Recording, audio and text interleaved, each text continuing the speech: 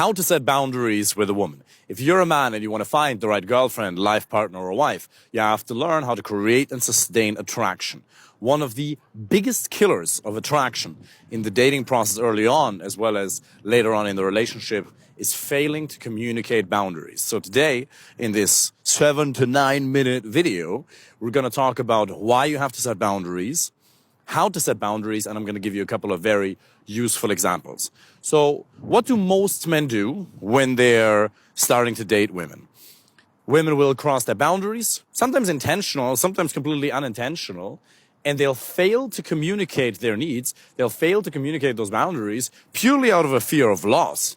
Because we as men, most of us just don't have options. We don't have a lot of options to choose the right girlfriend, life partner, or wife from because we haven't dedicated ourselves to that. That was the same for me. That's the same for most people.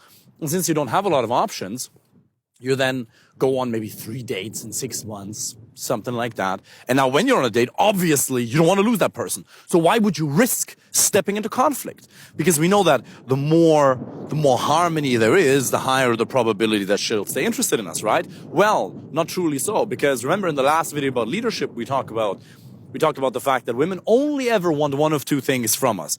It's attraction, masculinity, or trust and comfort, feminine energy. Women always need one of those two things. And yes, it is true that harmony and being in agreement creates trust and connection. But that's only one element. Women also need attraction, they need masculinity. So if we fail to set boundaries, she will lose all faith in us as men, that we're able to protect ourselves. Because remember, she will always map your current behavior towards future behavior. She will always ask herself, okay, if I'm crossing his boundaries and he's not even standing up for himself, why on earth should I believe that he will stand up for our family at some point in the future when life presents us with real challenges? So that's one. And also, you have to understand that we don't want to risk losing the relationship. You actually have to understand that conflict delayed is conflict multiplied. You can't get the gold without the dragon. And even though it may be painful for her in the moment, it may be a negative emotional spike, you setting a boundary, and I'm going to give you a couple of examples later, she will actually get excited by it. Because it's really true. Ask women about this. Now, it has to be done in a respectful way. It has to be done in a loving way. But it's very important that you do it. Because even though there's a negative emotional spike, so please don't do that. Okay? They're not used to being talked to like that. Even if it's in a respectful way. They're not used to you setting boundaries. And then when you do it, there's a negative emotional spike. But afterwards, she'll actually look at you like, whoa, wow, that's a real man. Because most men don't do that. Most men, just like me in the relationship with my ex-wife, I'd failed to communicate my needs.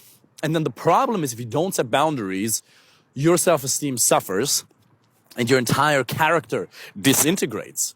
You lose all respect for yourself. Remember, self-esteem isn't just something that's bestowed upon you, depending on something that happened in the past. It is earned by doing the difficult things. It is earned by stepping into conflict. Now, constructively, and understanding that setting a boundary is a direct investment into the relationship because, as I said earlier, conflict delayed is conflict multiplied. The conflict will come at some point.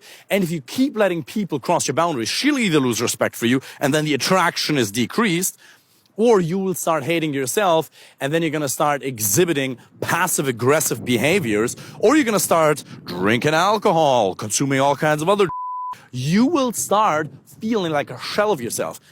And the danger with this is it's actually a very subtle and slow process. It doesn't happen from one day to the next. It happens really slowly, sometimes over a couple of years. And then you wake up and you realize, oh, why do I feel so horrible? Where did my happiness go? I used to be so happy. Well, you're not communicating your needs because you're not setting boundaries. So that's why we have to do that. Now, how do you set boundaries? Well, Marshall Rosenberg teaches in nonviolent communication a very, very clear formula. And the first step, if somebody exhibits a behavior, if a lady exhibits a behavior that you don't like, is you say, look, what happened here caused these emotions in me. I have the following needs, and then there's a specific request. So let's say she's nagging because you're not as responsive via text as you would like her to be. Then you can say, okay, last week you asked me 2 times to be more responsive via text and respond faster. I didn't like that. Description of you can go into the description of the feelings. I felt angry. You can, but you don't have to. You can just say, I didn't like that. Because for me, it's very important.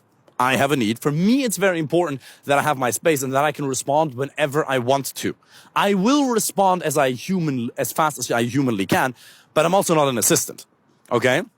So, you asked me 2 times. You don't blame her. The most important thing with the first step is that you don't blame her. Let's walk this way. And that you just accurately describe the behavior without giving it interpretation or an accusation layer on top. Most people say, you pissed me off, you invaded my space. No, that becomes aggressive. Now, obviously, words aren't violence. If you think words are violence, you've never been kicked or punched in the face. But still, some people say, I'm not responsible for how it's perceived, I'm only responsible for how I say things. Well, partially that's true. But that would mean that we have zero control over how our communication impacts people. So obviously, we want to be effective. So, no accusation, just an objective description. You asked me 2 times. I didn't like that because for me, it's important that I respond whenever I want to. That's just a very, very clear boundary of mine.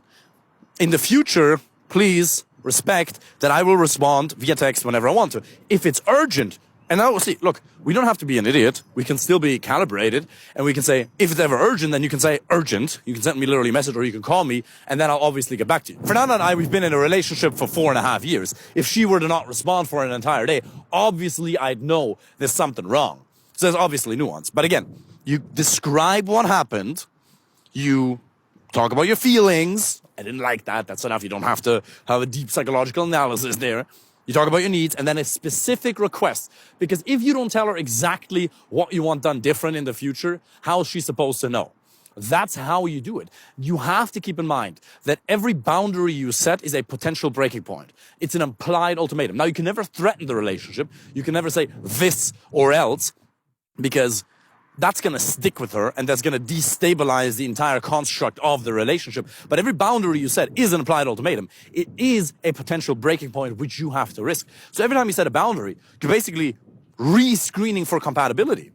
And we don't want to set boundaries because we don't want the conflict. But you have to understand, if you don't do it, if you don't communicate it in a masculine yet authentic way, she will lose respect for you. She wants it. It may be a temporary negative emotional spike, but in the long term, she'll love you for it. Do it, be kind about it, be respectful about it, gentle, yet firm. Wish you all the best. Apply for a free initial consultation call. If you want to help with that personally, take care.